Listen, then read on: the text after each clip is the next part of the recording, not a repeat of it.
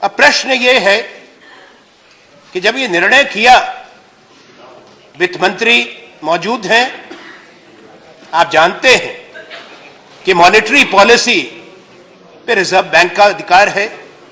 क्या ये सोच समझ के सरकार ने तय किया था कि 86% पैसा जो बाजार के अंदर है हिंदुस्तान के, वो अधिकांश नकली पैसा है? ये प्रश्न उठता है। वो काले धन का पैसा है? ये बुनियादी सवाल आपसे है, क्योंकि भारत में जो कैश टू जीडीपी रेशो है वो 12 और 14% के बीच में है। एक वास्तविकता भारत की इकोनॉमी की है। जो नकदी लेन देन है, किसान से लेकर मजदूर, कर्मचारी, छोटा व्यापारी, ढाबे वाला, धोबी, नाई, जो लोग काम करते हैं मेहनत से, वो ना क्रेडिट कार्ड लेके चलते हैं, ना जेब के अंदर चेकबुक लेके चलते हैं।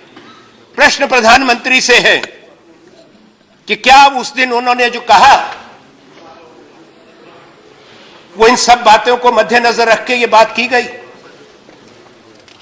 उपसभापति महोदय, ये बात जानना जरूरी है कि इसी साल भारत की संसद को वित्त राज्य मंत्री ने सूचित किया, वित्त मंत्री से सवाल किया गया था अगस्त महीने में कि कितनी काउंटरफिट करेंसी है, नकली रुपया कितना है। उस पे वित्त मंत्री का जवाब है, मेरे पास उसका उत्तर है, उसमें कुल काउंटरफिट मनी, माननीय आपने कही 0.02% फेक इंडियन करेंसी नोट्स, ये सरकार कर रही है। तो अगर 0.02 सरकार ने स्वयं माना कि नकली करेंसी है, उसको आधार बनाकर यकायक 86% को निकाल दो और देश में एक अघोषित, एक ऐसी आपात स्थिति पैदा कर दो कि हिंदुस्तान के नागरिक देश में, गांव में, कस्बों में परेशानी में पड़ जाएं। हम ये सोचते हैं कि सरकार ने हर पहलू को मद्देनजर रख के ये फैसला किया होगा। इसलिए यह पूछना जरूरी है कि पहले काले धन की परिभाषा क्या है। उपसभापति महोदय, वित्त मंत्री इस पे प्रकाश डालेंगे, सदन में पूर्व वित्त मंत्री भी हैं। ये काला धन, ये जो शब्द है, अपराध का पैसा, बेईमानी का पैसा, समझ में आता है, पर मैं I consider the usage of the word black and its association with something illegal as racist, but that's a separate issue. Now, because from where does it come? You say crime money, illegal money, proceeds of crime, tax evasion. खैर वो वित्त मंत्री बताएंगे, ये पहले से चल रहा है, इन्होंने ये शब्द नहीं बनाया, इसलिए मैं आप पे कोई छीटाकशी नहीं कर रहा हूं। तो पहले से भी यही कहते थे, पर ये प्रश्न है, इस पे हमको चर्चा करनी चाहिए कि क्या ये उचित है या कोई और शब्द इसके लिए बनाया जाए।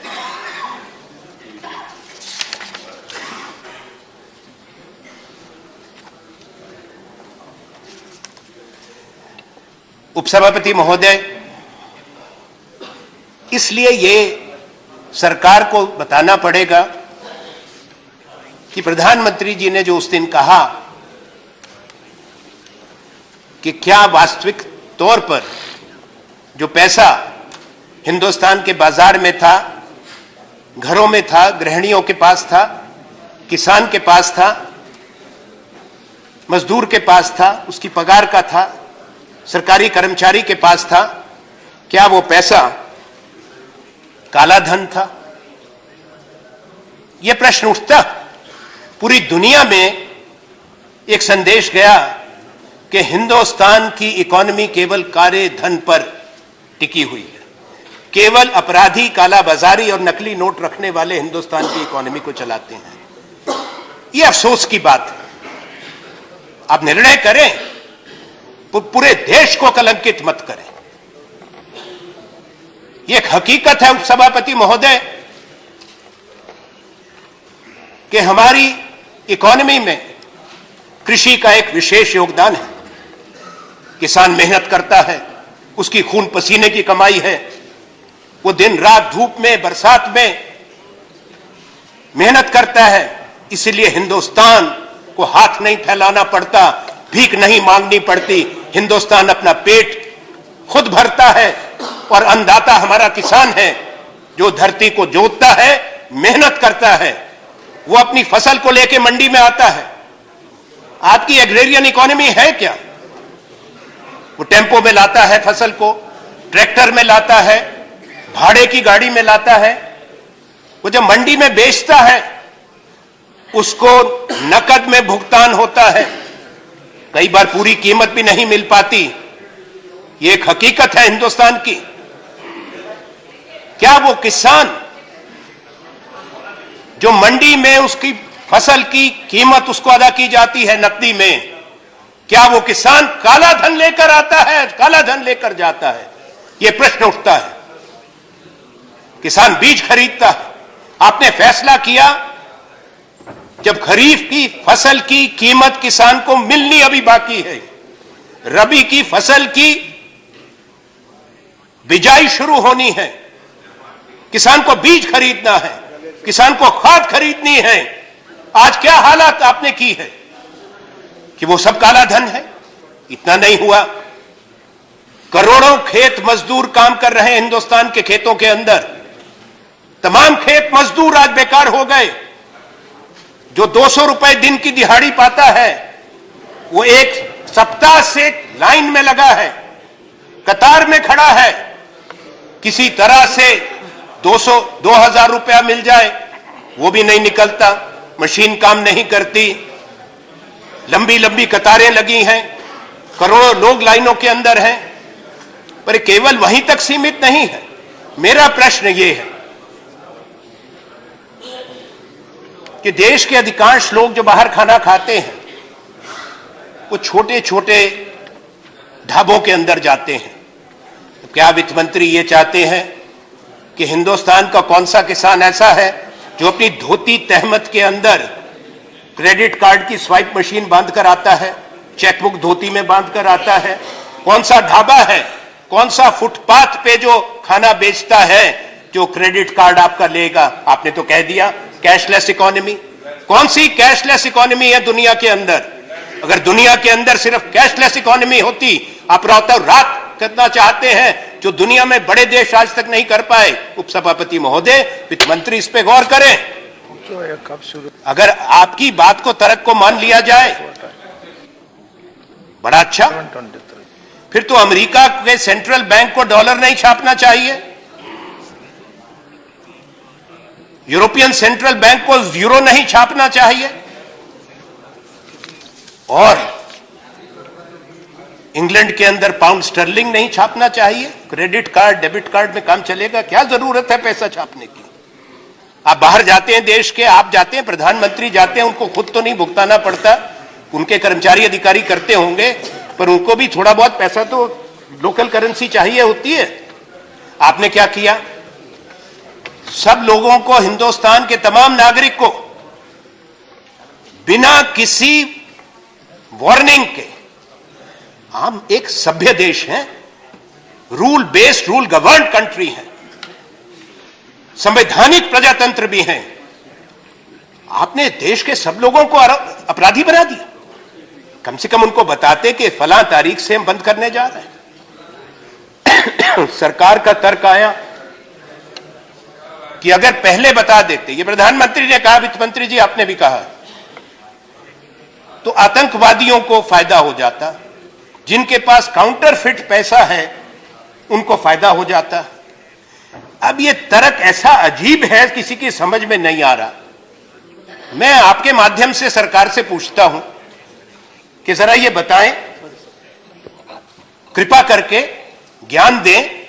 आप तो प्रधानमंत्री तो बहुत इसमें ज्ञान रखते हैं, प्रकाश दे रहे हैं देश दुनिया को। मुझे ये बताएं कि आपने ये निर्णय किया अगर आप लोगों को कहते कि हम आपको 2 सप्ताह का, 1 महीने का, जो हमने हमारी सरकार के समय में भी हुआ, डिमोनेटाइजेशन पहले भी हुआ, आजादी के बाद हुआ, 1946 में पहला फैसला था, 1978 में दूसरा फैसला था, जब 1000 रुपए का नोट हटा दिया गया था। 2000 का फैसला उस वक्त की एनडीए सरकार का था जिसने 1000 का नोट वापस लाया, पर लोगों को समय दिया जाता था। मेरा प्रश्न यह है, आपके माध्यम से पूरे सदन और देश देखे, क्योंकि अभी तक सिर्फ सरकार और प्रधानमंत्री का प्रवचन सुन रहे हैं, सब चैनल वही दिखाते हैं, कि कौन सा आतंकवादी बोरी भरकर रिजर्व बैंक और स्टेट बैंक के पास जाता कि मेरा काउंटरफिट मनी बदल दो। आपने कैसा तर्क दे दिया? अरे वही जाता जिसकी जेब में लीगल पैसा है, मेहनत का पैसा है, जिसपे वो टैक्स देगा। और आपने उसके बाद क्या किया? आपने उस पर सीमा लगा दी, दरियादिली करी कि जो विदेशी सैलानी देश के अंदर आए हैं, लाखों, मेरा व्यक्तिगत भी अनुभव है, और कोई ऐसे भी लोग हैं जिनको वित्त मंत्री भी जानते हैं, बहुत बड़े ज्यूरिस्ट हैं हिंदुस्तान के बाहर के, जो उस रात होटल का बिल नहीं दे पा रहे थे, उन्होंने अपना पैसा एक्सचेंज कर लिया था। सरकार ने 12 बजे पाबंदी लगा दी कि जो बाहर के विदेशी नागरिक हैं वो भी केवल 6000 रुपया ले जा सकते हैं। होटल ने जो ट्रेवलर्स चेक इन कैश कर दिए थे, एयरपोर्ट पे जिनके ट्रेवलर्स इन कैश हो गए, लाखों सैलानी, उनको वापस उनका पैसा उनकी करेंसी में हिंदुस्तान ने नहीं दिया। पूरी दुनिया के अंदर यह सवाल उठ गया। पूरे आज के समाचार पत्र भरे हैं, आज के समाचार पत्र। वित्त मंत्री जी ये गौर करें, पूरे दुनिया के बड़े देशों ने, उनके एम्बेसडर्स और हाई कमिश्नर्स ने अपने देश के नागरिकों को एडवाइजरी भेज दी है कि हिंदुस्तान आने से पहले कई बार सोचो। आज के अखबार भरे पड़े हैं, ये पूरी दुनिया में आपने मैसेज दिया, एक संदेश कि ये देश पूरा काला बाजारियों का देश है, 86% पैसा काला बाजार और अपराध का पैसा है। दूसरा, तुम आप यहां पे आओगे टूरिस्ट के रूप में, होटल में ठहरोगे, हम आपका पैसा ले लेंगे, आपको ही वापस नहीं देंगे, क्योंकि आपने तो चेंज कर लिया, हम तो आपको 6000 रुपया देंगे। फिर आपने और किया, बड़ी दरियादिली करी माननीय प्रधानमंत्री ने हिंदुस्तान के लोगों पे, कहा आप पैसा निकाल सकते हो 11 तारीख तक, अब उसको बढ़ाते जा रहे हैं, कतार बढ़ती जा रही है, म्याद बढ़ती जा रही है। तो क्या कहा आपने? 4000 रुपया आप जाके बदल लो। धन्यवाद। ऐसे दरियादिल वजीर आजम, वो बहादुर शाह जफर के बारे में एक शेर था कि उम्र दराज मांग कर लाए थे 4 दिन, 2 आरजू में निकल गए 2 इंतजार में। अब तो ये है कमा कर लाए थे 4, 2 कमाने में निकल गए, 2 बदलने में निकल गए, 2 कतार में निकल गए, 2 बदलने में लग गए, 2 कमाने में, 2 बदलने में, 2 दिन कमाओ और 2 दिन में बदलो। एक ऐसी नई, आपने ऐसा एक हालात पैदा किए, बड़ा एहसान किया कि हर व्यक्ति को यह कहा कि तुम आओ, हम बड़े न्यायोचित निर्णय करते हैं, आप 4000 रुपया निकाल लो। साथ में बैंक का खाता है, हम सबका खाता है, गरीब का भी खाता है, कर्मचारी का बैंक का अकाउंट है, बचत खाते हैं, छोटे व्यापारी का खाता है, करोड़ों खाते हैं। आपकी तो ढोलक की जनधन योजना की है, पर अगर आप खुद कहते हो कि उनकी जांच करेंगे, आप खुद ही मान रहे हो कि वो 0 बैलेंस के अकाउंट थे, रोज सरकार कहती है अब जांच करेंगे, उसमें पैसा आया तो सरकार कार्रवाई करेगी, तो काहे खुलवाए थे। पर दूसरी बात एक है, एक सरकारी कर्मचारी है, एक छोटा मजदूर है जो खेत में काम करता है, एक मजदूर है जो सिर पे ईंट मिट्टी लेके इमारतें बनाते हैं, कंस्ट्रक्शन लेबर है, कोई और लोग हैं जो सर्विस सेक्टर में हैं, हम सब लोग हैं, हमारे खाते हैं, हम उस पे टैक्स देते हैं, सरकार टैक्स लेती है, उसको आप कौन से पैसा कहेंगे? कौन सा अधिकार प्रधानमंत्री और आपका है कि बैंक में जमा खातों पे पैसा निकालने पर आप पाबंदी लगाएं? यह अधिकार किस कानून ने आपको दिया है? किस संविधान ने आपको यह कानून दिया है?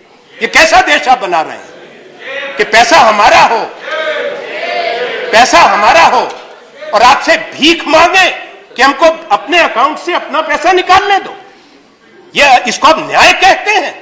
इसको काले धन से लड़ाई कहते हैं? आपने आर्थिक अराजकता भारतवर्ष में लाई है। आपने हिंदुस्तान की जो अर्थव्यवस्था है, जो नकदी भुगतान पे चलती थी, आपने उसकी रीढ़ की हड्डी तोड़ी है। आने वाला वक्त आपको बताएगा। काले धन से लड़ाई के तरीके हैं। आप पढ़े 1978 में आरबीआई के गवर्नर थे आईजी पटेल। उन्होंने क्या लिखा था? पटेल ही थे वित्त मंत्री। सरकार का फैसला था, आरबीआई के गवर्नर को कहा गया, क्या कहा गया कि सरकार 1000, 5000 और 10,000 का नोट डिमोनेटाइज करेगी। उस वक्त ऑर्डिनेंस आया था। आप तो कोई ऑर्डिनेंस नहीं लाए, आज तो नादिर शाही है। फैसला हो गया, घोषणा हो गई, अमल करो। पर उस वक्त के गवर्नर ने लिखा था, वित्त मंत्री जी, और मैं उपसभापति महोदय आपके माध्यम से सदन और देश को बताना चाहता हूं, उन्होंने फाइल पर लिखा आरबीआई के गवर्नर ने कि यह फैसला सही फैसला नहीं होगा। उसका कारण उन्होंने बताया। कारण यह बताया कि यह जो पैसा है, अगर आप सोचते हैं कि अपराध का पैसा है, या जिसको आप काला धन कहते हैं, इल गॉटन मनी कहते हैं, that would be lying in the pockets or in the almiras or suitcases of the people, that is wrong. And it would be absurd to think that. I'm repeating his words. Because that money would have been invested in real estate, in bullion, that is gold, in securities, or in foreign exchange, or would have gone out of the country. This is IG Patel's note. Later on, the then finance minister 1 year later realized, when there was a gold crisis and Morarji Desai's government had to start releasing gold held by the Reserve Bank. Is this a fact or not? प्रश्न ये है कि आपने तो फैसला किया। दो बात, अगर मैं सही कहूं कि आपने सब बिना डॉक्टरी के सब सर्जन बन गए, हर चीज पे सर्जिकल स्ट्राइक है। हम भी थोड़ी सी कर लेते हैं, हर चीज पे सर्जिकल स्ट्राइक हो। पाकिस्तान को घर में घुस के मार दिया, जरूर बदला लो। काले धन पे सर्जिकल स्ट्राइक हो गई, गजब की बात है। सारे में यही हो गया, बेचारा हर आदमी का सब सर्जिकल स्ट्राइक हो गई। अब ये क्या सर्जिकल स्ट्राइक हुई? पहले तो प्रश्न ये है कि श्रीमान, आपके पास सूचना है स्विस बैंक में किसका पैसा है? सूची आपके पास है। लाइखनस्टाइन की सूची आपके पास है। 83 देशों के साथ हमारे समय में भी समझौता था। HSBC के आपके पास सूची है। आपके पास सूची है because of the information sharing agreement that we have signed. If you are trying to give this impression to the country that India started thinking about fighting money laundering and black money, then Prime Minister is living on a different planet. This had started long back. The former Prime Minister is here, the former Finance Minister is here. And you must acknowledge, your Prime Minister does not have the grace to acknowledge that this started and he is just continuing. तो बताएं देश को कि किसका कौन कौन उस सूची में है। नाम बताएं देश को आज, प्रधानमंत्री, हमारी मांग है उस सूची में सब लोगों को नामजद करो, तो पता लगे उसमें से कितने आपको माला पहनाने वाले हैं। ज्यादा बहुमत उन्हीं का निकलेगा। उनके नाम क्यों नहीं बताते? जारी करिए सूची। काले धन की बात करते हैं, लोगों के, गरीबों के पैसे की बात करते हैं, तो सूची जारी करे सरकार, तमाम उन लोगों की जिन्होंने भारत के बैंक से, जहां पे गरीब का, किसान का, मजदूर का, कर्मचारी का पैसा है, 5,000 करोड़ से ज्यादा पैसा कर्जे में लिया है और वापस नहीं किया है, और 50-50 हजार करोड़ के, 80-80 हजार करोड़ के कर्जों को आपने रिस्ट्रक्चर किया है 2 साल के अंदर। ये बताएं कि 2 साल में कितने दसियों हजार करोड़ के आपने कर्जे माफ किए हैं। उन लोगों के नाम बताएं जिनके आपने कर्जे माफ किए। आपने किसान का एनपीएस कितने हैं? 8 लाख करोड़। आपने किसान का कर्जा माफ किया? किसको फायदा हुआ आपके फैसलों से? आपकी नाक के नीचे से लोग जा रहे हैं जिन पे पीएमएलए के केसेस हैं, उनको आप नहीं पकड़ते। आपकी सारी सरकारी तंत्र, आपका सारा शासन तंत्र मान्य उन लोगों के लिए है, लाभ उनको पहुंचाओ जो आपके मित्र हैं, चोट उनको पहुंचाओ जो आपसे सवाल करें। उपसभापति महोदय, एक गंभीर बात मैं सब माननीय सदस्यों के सामने लाना चाहता हूं। ये देश साझा है, हम सबका देश है। ये बात नहीं कि आप सरकार है तो भारत आपका हो गया, हम सरकार में थे तो देश हमारा था, हम विपक्ष में हैं तो हम गैर भारतवासी हो गए। ये आपने एक वातावरण बना दिया है कि आज सवाल नहीं कर सकते। सरकार है, आपने कह दिया। अगर आप कोई प्रश्न करते हैं तो राष्ट्रभक्ति की बपौती आपके पास है, बाकी की राष्ट्रभक्ति पे प्रश्न चिन्ह है। क्या आप राष्ट्रभक्त नहीं है? अगर आप कहो कि भाई उरी के बाद हमला हो गया, बारामूला में हो गया, पांपोर में हो गया, सब्जियां में हो गया, अखनूर में हमला हो गया, हमारे फौज के अफसर मारे जा रहे हैं, सैनिक मारे जा रहे हैं। भाई साहब, आप तो मरीज की सर्जरी करके आए थे, सर्जरी करने के बाद तो फिर सारा मामला ठीक हो गया, उसके बाद हमारे फौजी क्यों मरते हैं? सवाल मत करिए। ये सेना के खिलाफ है, ये देश के खिलाफ है, ये प्रजातंत्र है। नरेंद्र मोदी जी तो आएंगे नहीं हमारी बात सुनने।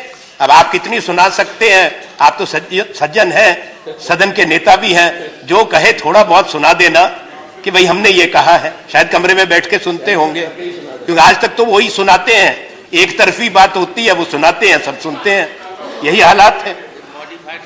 तो आज सवाल ये है, हालात ऐसे पैदा हो चुके हैं कि आपने ये फैसला किया, हम कहें आपने सूचना क्यों नहीं, आतंकवादियों को फायदा होता, आप उनकी मदद की बात करते हो, काला धन वालों को फायदा होता, आप उनकी बात करते हो। तो ये जरा सोच के, थोड़ा संयम से सरकार को, प्रधानमंत्री को गंभीरता से बात करनी चाहिए। प्रधानमंत्री तो बन चुके, अब वो जो बरसों करते रहे, आप लोगों का अधिकार था विपक्ष में, वो भी प्रतिपक्ष में थे। अब 2.5 साल हो गए, आज की तारीख पूरे 2.5 साल मध्यावधि सरकार के आपके चुनाव जीतने की हो गए। 16 नवंबर है आज। अब सारी बात बदल दी। आप काला धन बाहर से वापस क्यों नहीं लाए? आप सवाल नहीं कर सकते। कौन है आप सवाल करने वाले? नहीं लाए। आपने 5 करोड़ रोजगार आज तक पैदा कर देने थे, 2 करोड़ एक साल में, 2.5 साल में 5 करोड़। अब सवाल नहीं कर सकते। प्रधानमंत्री तो काले धन के साथ लड़ाई में जूझ रहे हैं, सीमा पार सर्जिकल स्ट्राइक कर रहे हैं। हर आपका वायदा जो आपने लोगों को सपने दिखाए थे, आपने प्रधानमंत्री और आपकी सरकार ने वायदा खिलाफी हिंदुस्तान के लोगों के साथ की है, नौजवानों के साथ की है। आज बेकारी बढ़ रही है, भूखमरी बढ़ रही है, त्राही त्राही देश में है। आप एक ऐसी दुनिया दिखा रहे हैं कि सब कुछ ठीक है, सब कुछ ठीक हो गया, अच्छे दिन आ गए। अगर अच्छे दिन की परिभाषा यह है तो आज देश के लोग कहेंगे कि यह परिभाषा बदली जाए। जो आपने किया, आपने सारी बात पर पर्दा डाल दिया और नई बात इस तरह सनसनीखेज तरीके से आप लेकर आ गए। जो बुनियादी सवाल है, वित्त मंत्री जी, आपकी सरकार को यह जवाब देने होंगे। हमारा एक और कहना जरूरी, जब माननीय प्रधानमंत्री जी ने ये प्रवचन दिया राष्ट्र के नाम संदेश में, उम्मीद ये रखते हैं कि पूरी इंतजाम किया होगा, पूरी तैयारी की होगी। वो तैयारी जो आपने की, उसके बाद ये बद इंतजामी कैसे? अगर आपकी तैयारी पुख्ता थी, 86% करेंसी निकाल दी आपने, तो अगले दिन बैंक में उपलब्ध होनी चाहिए थी। आपने कहा वो एटीएम को रिकैलिब्रेट करेंगे, आपने कहा, प्रधानमंत्री ने कहा, तो 9 नवंबर को बैंक बंद रहेंगे, 9 नवंबर को एटीएम बंद रहेंगे। ठीक बात। फिर 10 नवंबर से क्या हुआ? बैंक में पैसा नहीं, वो 2000 काला धन से लड़ने चले हो उपसभापति महोदय। 500 रुपए का नोट और 1000 का नोट रद्द कर दो और 2000 का नोट ले आए, जो रंग छोड़ रहा है, जो बचपन में हमको मिलता था चूर्ण के पुड़िया के अंदर, वैसे रंग का एक 2000 का नोट ले आया, जो कोई चाहता नहीं है। अब 2000 का नोट लेके गरीब आदमी कहां जाए, किसके पास उसका भुगतान करे? सब्जी वाले के पास जाएगा, वो छूटा नहीं है, ढाबे में जाएगा, छूटा नहीं है। अब ये बचपन में हमको दिखता था, आपने भी देखा होगा। इससे जो लोग हिंदुस्तान के स्कूल में गए हैं, प्रधानमंत्री भी पाठशाला गए हैं, ये बचपन में मिलता था हमको। और एक खेल भी होता था, उसमें वही पुड़िया मिलती थी।